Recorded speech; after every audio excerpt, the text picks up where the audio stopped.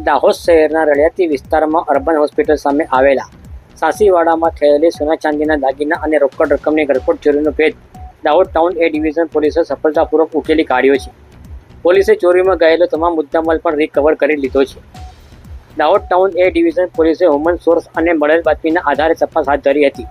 તપાસ દરમિયાન રળિયાતીના સાંસીવાડામાં રહેતા અજય રાજુભાઈ બેલિયા અને યુવરાજ ઉર્ફે કાળો સંજય સિસોદિયાને ઝડપી પાડવામાં આવ્યા હતા. પોલીસ દ્વારા બંને આરોપીઓની સઘન પૂછપરછ કરવામાં આવતા તેઓએ આ ગરફોડ ચોરી કરી હોવાની કબૂલાત કરી હતી. ત્યારબાદ પોલીસે આ બંને આરોપીઓ પાસેથી ચોરીમાં ગયેલા સોના ચાંદીના દાગીના તેમજ રોકડ રકમ મળી કુલ ₹5.25 લાખનો મુદ્દામાલ કબજે કર્યો છે. પોલીસે આ બંને આરોપીઓ વિરુદ્ધ ગુનો નોંધી વધુ તપાસ હાથ ધરી છે.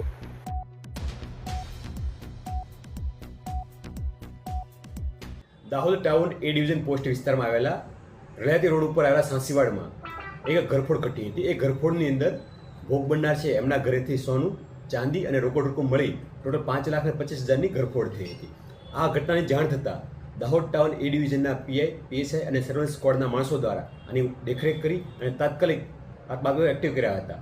અને સ્ક્વોડના માણસોની બાતમી આધારે ગણતરીના કલાકોમાં બે આરોપી જેઓના નામ છે અજય રાજુ બેલિયા અને યુવરાજ ઉર્ફે કાળો સંજય રાજેશભાઈ સિસોદિયા, આ બંને આરોપીને પકડી પાડી તેમની પાસેથી 100% સોનું, ચાંદીને રોકડ રકમ કબજે કરી અને ટોટલ ₹5,25,000 મુદ્દામાલ જે ગયો હતો એ સંપૂર્ણપણે 100% રિકવર કરવામાં આવ્યો છે. અને બંને આરોપીને ગુનો બન્યાના ગણતરીના કલાકોમાં પકડી પાડી અને સારું ડિટેક્શનની કામગીરી કરવામાં આવેલી છે.